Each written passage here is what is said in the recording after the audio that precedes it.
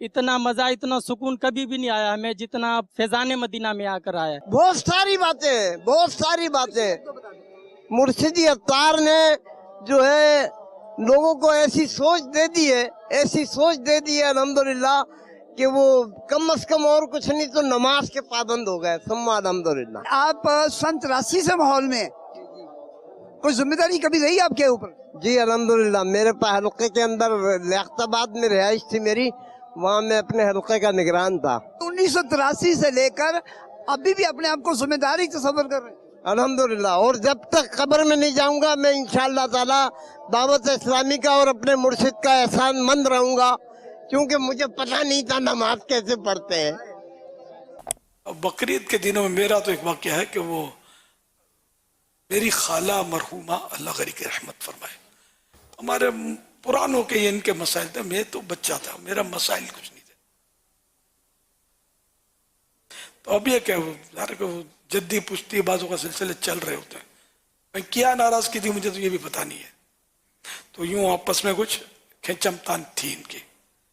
اب میری مطلب یعنی کہ بقرعید کے دن تھے، قربانی کھالوں کے دن، شاید عید کا دن ہی ہوگا.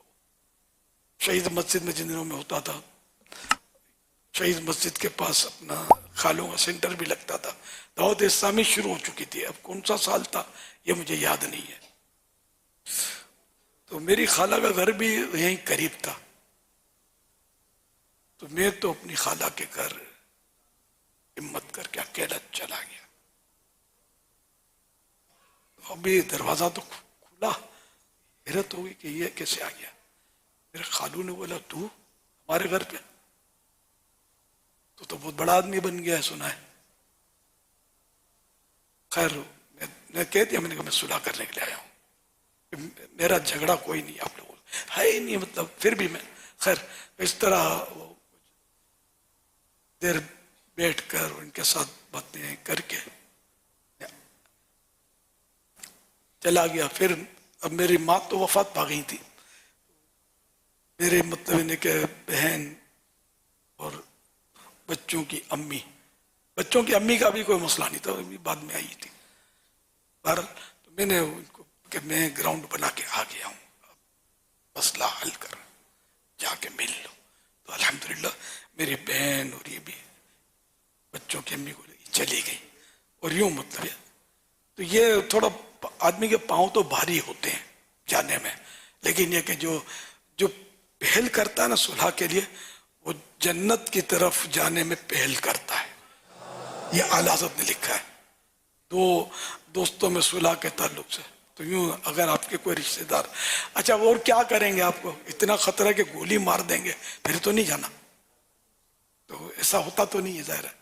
وہ زیادہ یہ کہ کچھ طنز کریں گے یا تانے دیں گے یا بھگا دیں گے، دروازہ نہیں کھولیں گے.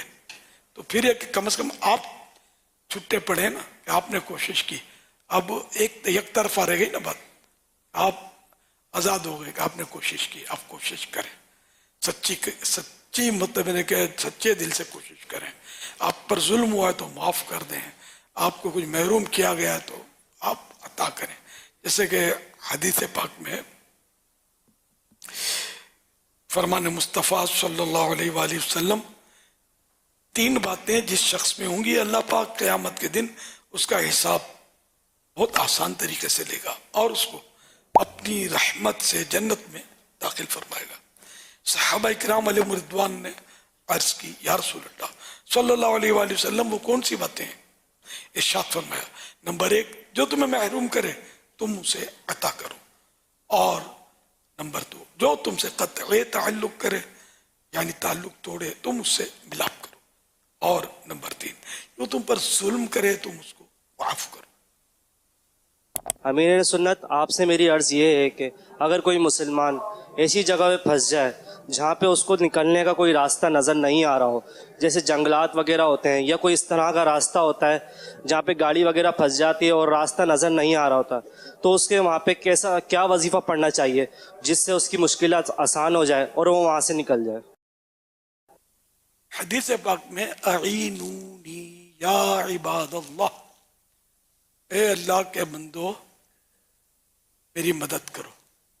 مجھے ماضی کا یاد آ گیا واقعہ. ہم یعنی پہلے یہ جو گزری پر مصری شاہ بابا رحمت اللہ علیہ کا مزار شریف ہے، تو پہلے یہ اب تو شاید سڑکیں وغیرہ بن گئی ہیں، پہلے وہ ریتوں کے ٹیلے بنے ہوتے تھے ڈھیر بڑے بڑے، اور بہت پیدل چل کے شاید کلفٹن سے اتر کر یا کہیں اتر کے پتہ نہیں کتنی دیر تک پیدل چلنا پڑتا تھا راستے میں. تو مٹیوں کے بڑے بڑے سمندری مٹیوں کے ڈھیر ہوتے تھے. تو ہم ایک بار ویسے حاضری دی تھی، شاید ایک سے زیادہ بار دی ہوگی. ایک بار ہم راستہ بھٹک گئے تھے اور حاضری دینے کے بعد شاید ہم لوٹے تھے، واپسی میں راستہ غالباً بھول ہوئے تھے. اب اندھیرا بھی کچھ ہونے لگا تھا.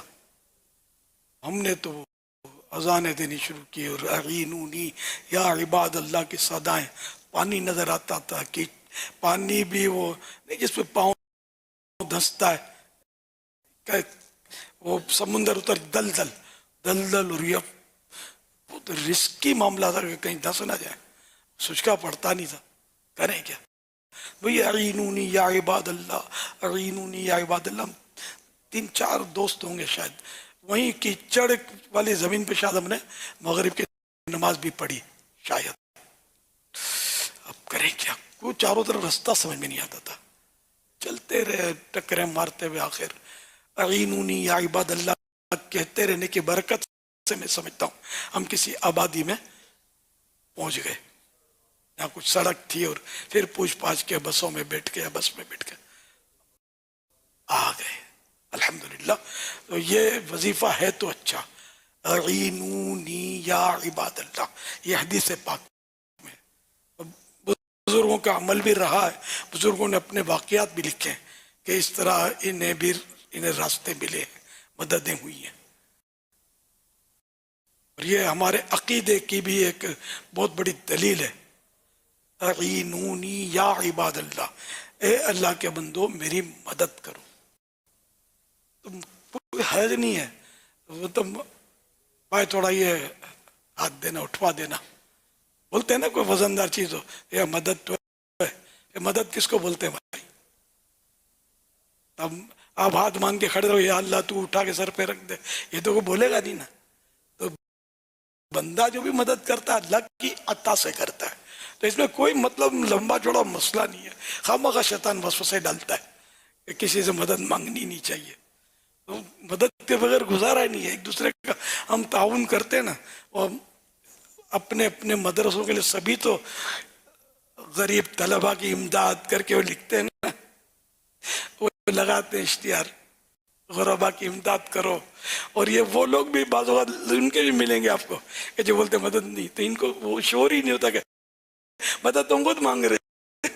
اس سے کیا ہوتا ہے؟ یہ پولیس مددگار ہمارے یہاں کراچی میں نے تو دیکھے پلیٹیں لگی ہوتی، پولیس مددگار 15 نمبر. تو یہ کیا ہے؟ پولیس کی مدد نہیں لو، اٹھنے دو، چوری ہونے دو، جو مرتا ہے اس کو مر جانے دو. ظاہر ہے کہ یہ دنیا کا ایک نظام ہے، تو اس میں انٹرفیئر ہم کر نہیں سکتے.